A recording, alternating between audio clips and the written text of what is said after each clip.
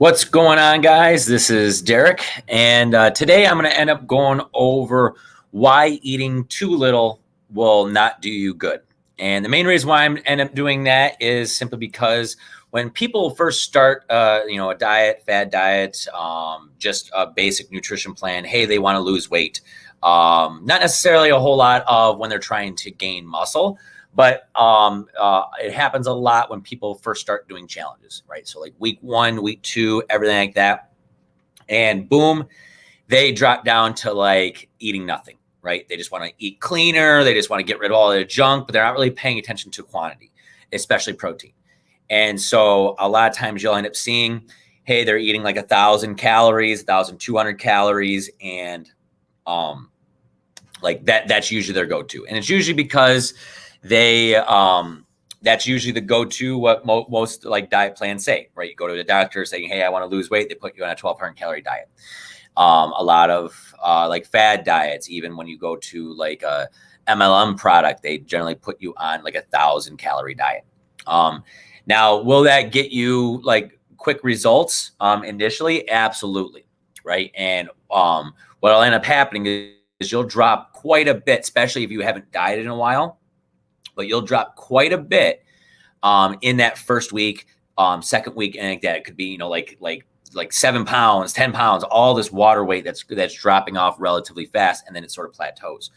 And the reason why that is not a good tactic, right, is usually because it's just low on everything. It's low on protein, low on carbs, low on fats. You just are barely eating anything. And even if you think that you aren't being restrictive, you are to your body. And initially what ends up happening is most people's first reaction is to do that and then also just work out a ton. And what happens is it's generally just not sustainable, right? We go into the restrict and binge scenario. So now all of a sudden I'm restricting myself, and then all of a sudden I'll just binge later on and completely mess everything up because it's not sustainable. It's not a compromise. But also, eventually that is going to stop. The weight loss is going to stop. And usually around week 3, right? And the weight loss stops, and your first reaction is usually, I'm just going to do it more. I'm just going to restrict more, right? I'm going to do more. I'm going to work out more, do more cardio, eat less calories. I'm going to get through this because I am committed to this 6-week challenge, this 30-day challenge, whatever it might be. And so you just keep on doing that. What happens is your body becomes overstressed, right? It does not want to do that anymore. And so what will happen is now all of a sudden, some people might even gain weight, right? And the body is just massively stressed. So it's retaining water. It does all this other stuff. And people's first response is, fuck it, right? They're no longer ready to do this. They're a failure. They stop. A lot of times it turns into just stopping around week 3, or they just go all just binge and just go nuts because they're just so frustrated with it. That usually leads us to gain more weight, or gain all the weight back, as well as just gaining it in general, and then plus some. And that's one of the main things that ends up happening. That's why we don't want to eat really, really little right away, right? It cannot be the first reaction because it's not sustainable, right? Also around week 3, life gets in the way, right? That's when sort of life happens. And if we can't compromise, if we didn't learn that the first 2 weeks, we're not going to survive that 1,000-calorie diet because we're just going to go into that restrict and binge. All right. So that is why it's bad, because it's just not sustainable.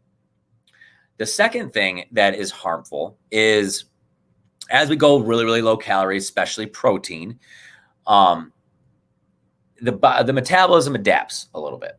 And so not only are we dropping weight, but we're also dropping muscle, because, even if we're, strength training, which most people do not do that, they not eating enough protein, it doesn't burn as much calories as eating protein, but also you're losing some of the muscle.